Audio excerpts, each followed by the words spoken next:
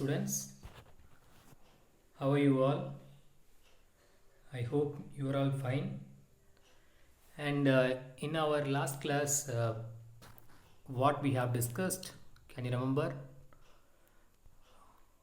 Okay. So, before going to enter today's session, I'm going to recapitulate that what are the things so far we have discussed. Okay. So, the gravity lesson. So it's a kind of attractive force, not only based on the earth, it is a universal property. And one thing, last time I forgot to say one equation, that is F equal to ma. That means m equal to F divided by a. That means the acceleration will be very high when the mass will be very less, right? Otherwise, when the masses will be very high means acceleration will be very less. Okay. So because of that only, the moon is not fall towards the earth, right? Because the moon having a big mass when compared to that objects which is present in the earth. So each and every point the moon is attracted towards the earth because of the gravitational force of the earth. Okay. Okay. So, and one more thing, universal law of gravitation, which I state. What is that universal law of gravitation? And each and every mass in the universe, it will attract another mass or another object. One object can attract another object. That attractive force will be directly proportional to the product of the mass and the square of the distance between each other.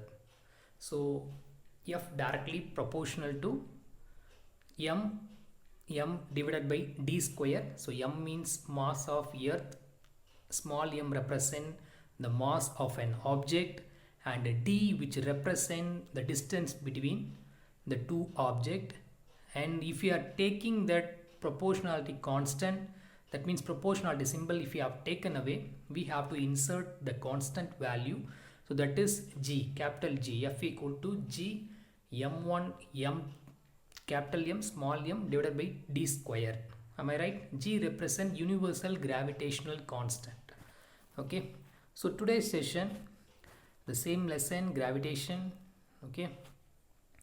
So in the last class, we just covered that what is the universal law of gravitation and that equation we studied, right? Okay, so what are the importance of the universal law of gravitation? Okay, so they gave some points in your book. So first one, the force that binds us to earth. That means each and every object which is present in the earth, that object and to the earth. So what is the binding force? What is the bind? What is the relation? So that will be state here. Okay, and the motion of the moon around the earth. So already I said the motion of the moon when it is going around the earth because of the centripetal acceleration and because of the change in velocity in each and every point, it will be fall towards the earth at each and every point, right? So that only I said activity also. So the importance of the universal law of gravitation, the motion of the moon around the earth. Okay, that from that point of view also we have to consider, and the motion of planets around the sun. Okay, so if you look at that planets, every one is revolving around the sun. So because of that, what's that, a universal that gravitational force will be present, no? So because of that force only, it will be revolving around that elliptical path, elliptical orbit. Okay, and already I said in the last class, tides, the waves and all, what's called, it will be rising because of the moon gravitational and even the earth gravitational also. The tides and all, it will be, the variations will be, speed is there, variation height also present, the tides, waves. Okay, so these are the some importance of universal law of gravitation. So what is that? First we have to consider ourselves to the earth. Next, the earth, what will be happen, the natural satellite, so how it will be revolving, that means moon, how it will be revolving, and then the planets, how it will be moving around the sun, and how the waves and all, it will be moving. Okay, so these are the some importance of universal law of gravitation. Okay, So free fall. So today topic is actually free fall. See, for that one activity I gave here. So first you have to take any object. You may take a stone or whatever object. Just throw it upwards. Okay, just throw it upwards. So you know basic things. The after certain height it will be come back, right? After certain height it will be reached. Then after it will be come back. Okay. So when you are see here, what is this conclusion, what is that inference from this activity, and what we have to know from this activity. So first you have to know, so once if you are throwing the object upwards, after certain time it will come back into that same original direction, the same direction, right? The direction will not be changed, right? So what happened to velocity that time, what happened to your that velocity, that object velocity? So the object velocity may be changing, right? But you know one thing, the direction is not changing. But what happened to the magnitude at each and every point when it comes towards the earth? What will happen to your magnitude? Okay, so direction of course will not change, okay, but the magnitude is changing continuously.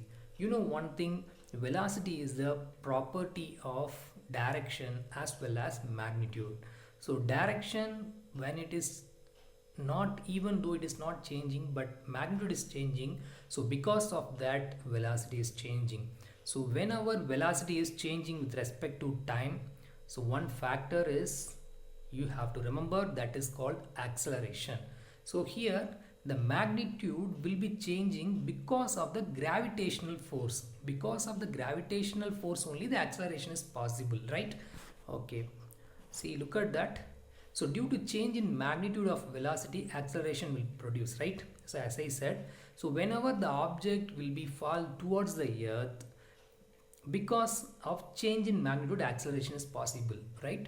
Acceleration is there. That acceleration is caused by the gravitational force. So that only we call it as acceleration due to gravity. Okay, so the acceleration is possible only because of the due to gravitational force present in the earth. Okay, so we call it as acceleration due to gravity. Okay, acceleration due to gravity. What is the symbol? The symbol which represents small g. Okay, and the unit, what is that unit? Acceleration unit, same unit for this acceleration due to gravity also. So that means meter by second square. Okay, and acceleration to Newton second law of, see here, according to that Newton's second law of motion, I already you know that acceleration F equal to ma, right? The force, right? The force will be equal to mass and the acceleration. But here the acceleration is possible because of the gravitational force influence. Gravitational force influence. So influencing of gravitational force only, the what is that acceleration is possible. So A we have to replace, instead of A we are going to write g. Why we have to write g? Because the gravitational, this is g is nothing but acceleration due to gravity. So the gravitational force will be the reason for that acceleration. So we have to write, instead of a we have written as g. So F equal to mg. Okay, so what is that? M represent the mass of the stone or any object. Which object you are throwing that object mass, and it will fall down, and the direction will not change, the magnitude is changing, so the acceleration is producing. What is the reason? Because of the gravitational force. So I have written F equal to mg. Okay, so already you know that universal law of gravitation. What is that universal law of gravitation? So F, which is equal to g into m divided by d square. Here F means force, g means universal gravitational constant, and m means mass of the earth, m, small m, which represent that mass of your object, which object you have taken that object mass, divided by d square. D is nothing but what is the distance between these two, so that is called d. Okay, so just equate the two equation according to the universal law of gravitation. One equation we did, that means we got one equation. So according to that second law of motion, we got that equation. So both force will be equal, so you have to equate that. So mg, which should be equal to gmm divided by d square. Okay, so gmm divided by d square. Okay, so g m divided by d square. So this small m cancel, so that means g is equal to, so here I think it is came here. Okay, anyway, just I will say the equation, just you have to think g, which is equal to capital G m divided by d square. Okay, divided by d square. So remember that. Okay, here mass of the earth, that which can be represented by the capital M, and g is the universal gravitational constant, and g is the acceleration due to gravity, and small d, which represent distance between the object and the earth. Okay, so one more equation we are going to do here. So let us consider the object is on the surface of the earth. Okay, let us consider the object which is on the surface of the earth. That means here from the center and the up on the surface. So surface mean from the center on the surface mean which will be considered as radius, right? Am I right? So radius, so d equal to here radius. Okay, d we can take as a radius. So just use that equation, g equal to small g, which is equal to capital G and capital M divided by r square. Okay, so g equal to g m divided by r square. Here r represent radius of the earth. Why we have taken r? Why we have taken instead of d r equal to, if you are considering the object on the surface. Okay, on the surface means from the center to the surface, it is considered to be that radius of that earth. Okay, so that only g equal to g m divided by r square. Okay, so the next one. So you know one thing, from this some conclusion is there. Okay, you know one thing you already studied, earth is not a perfect sphere. Okay, it is not a perfect sphere, it will be flattened at the pole. So you might heard the word earth is a geoid shape, right? So the geoid shape means what? So you found the equation g equal to capital G m divided by r square. So that means what is that? Gravitational force, it be varying based on the radius of that earth, right? Inversely proportional. So when the radius will be very high, the gravitational force will be very less. When the radius will be very less, the gravitational force will be very high. Okay, so that only, so that what is that, earth will be flattened at the pole, as you know that. That means what is about what happened to the radius?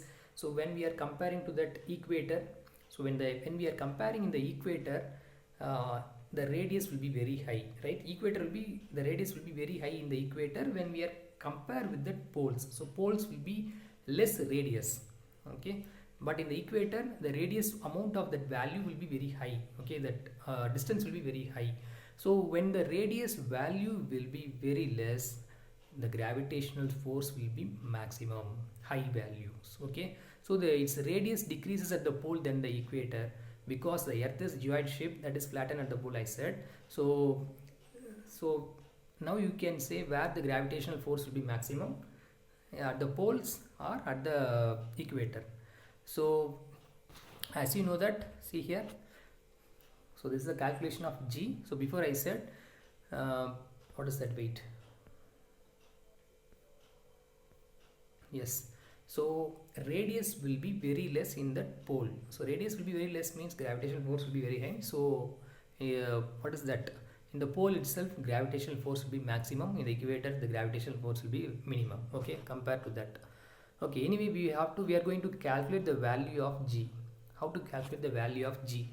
So you know the equation. What is that equation? G equal to, what is that equation? So g equal to capital G m divided by r square. Okay, m means mass of the earth, r means radius of the earth, and g means universal gravitational constant.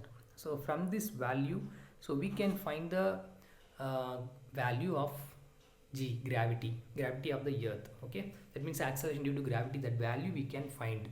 So mass of the earth, so mass of the earth equal to 6 into 10 to the power 24 kg, and you know that universal gravitational constant 6.7 into 10 power minus 11 into 6 into 10 to the power 24 divided by 6.4 into 10 to the power 6, which means the radius of the earth. So radius of the earth is 6.4 into 10 to the power 6. Okay, so and d square, that means r square came, so that I put power. So if you multiple that 6.7 into 6, just multiple it, 40.2 will come. And 10 to the power minus 11, 10 to the power minus 11 into 10 to the power 24, I think that is 10 to the power minus 11, so 10 to the power 13 will come. Okay, so here not 10 to the power 35, sorry for that. So 10 to the power 13, so here I put the bottom, I put, so 10 to the power, because it is minus, no, so 24 minus 11, 13, 10 to the power 13.